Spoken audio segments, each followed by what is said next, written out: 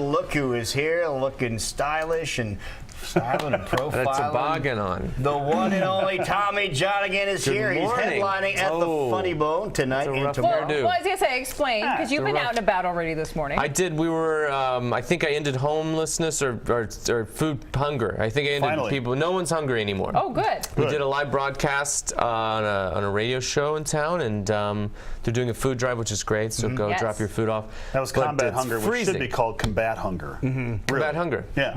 Combat hunger sounds like a war mission. Right. No, did they have a big tank parked out there or not?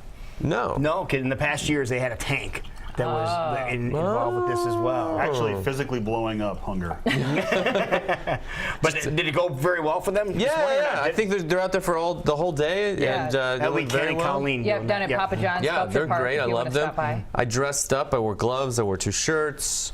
Welcome to Iowa. Yeah, we had no weather like this whatsoever until your arrival. Yeah, I think it's. I lived in the Midwest long enough that now that I live in Los Angeles, when I come back to the Midwest, it's kind of like it's coming back to an old girlfriend who just wants you to feel bad. Like she doesn't want me to have a good day. She wants me to be cold and lonely. That's what it's freezing and there's snow coming. Yeah. It's wonderful. Where were you in the Midwest? Is this not the Midwest? I count this. No, where were you? Where did you I live? grew up in Southern Illinois. Okay. And you have to say Southern Illinois. If you just say Illinois, people assume Chicago. Right. I told a lady I was from Southern Illinois one time, and she goes, "Oh, like Louisiana?" Like, all right, maybe I should be a little more specific, I guess. I guess that's my fault. Where were you close to? Near Carbondale, Sure. St. Louis. Yeah, okay. Close to St. Louis. Yeah. Probably the best area. We're going back next week for Thanksgiving. That's good. With a new, I have an old baby, and then I have a new 8-week-old. So, a new one and an old version. Yeah. Not the new one's not as great as the old one, but we love her. I love her, not as much, but I do love her, not as much. Maybe she'll grow on you. Yeah, she'll grow on me. I think I just love the old baby. So the new baby's the least favorite baby. Not of all of the babies, I but thought just you're out of the supposed two. to love them equally. Doesn't that really exist? No, that's probably not right. No. I think it varies daily, don't you? Not yet. So far, it's Team Old Baby. Is it because you broke in old baby, so it's like you know what's going on? Where new baby, It's because she's cool. She's 3. I come home the other day. She goes, "Do you want to hang out?" And I said, "I'd love to hang out with you." And then she goes, "Do you want to watch football?" And I was like, "Yeah, of course." No way. Yeah, so we just hang out and watch football. That's so cool. Then we brought the new baby home, and she was fresh from the hospital. And she's so cute. She says, when she wakes up, "Can I teach her things?" And I said, "Of course." And then she woke up and she said, "I want her to stop breathing."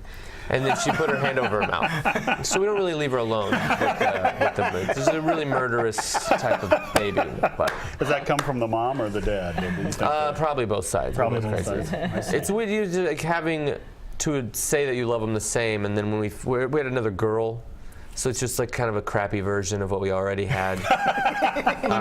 And then we go, and my girl goes, "Can you go to storage and dig out those old baby clothes?" And I go, "So you love her the same?" And she's going to start her life out with dugout storage clothes. Just want to point that out to you. We have this one has price tags on everything she wears, and then a newborn with rat holes chewed through her onesie because she's got dander. People sneeze when we bring her into the room. But we love them equally, I guess. Why not?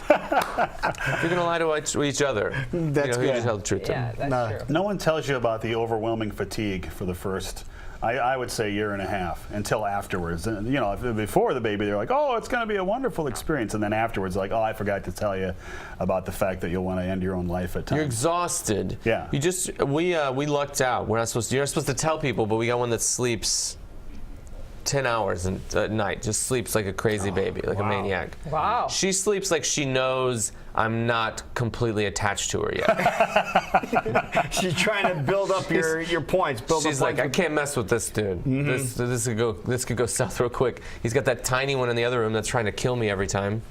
Now, do you have incredible guilt when you go on the road, or are you kind of like, yeah? I have some guilt, but we have a nanny. We're fortunate enough to be able to have a nanny, and so I don't feel like I'm just like saddling her with 2 kids.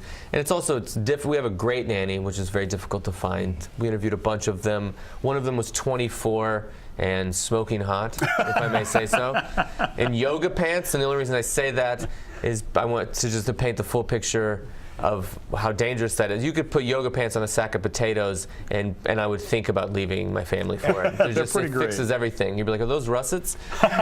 So we interviewed this insanely attractive 24-year-old nanny, and my girlfriend's like, what'd you think of her? And I go, I think that she's going to ruin someone else's life. Are you out of your mind? Did you look at her? I did, a lot. It's not going to be good for us. And she's like, what are you going to do, sleep with the nanny? And I said, no, but everyone who's ever slept with the nanny said those exact same words. Right. If I'm going to write a book on it, step 1, say you're not. Step 2, do it. Go ahead. You just said you weren't. It's easy peasy.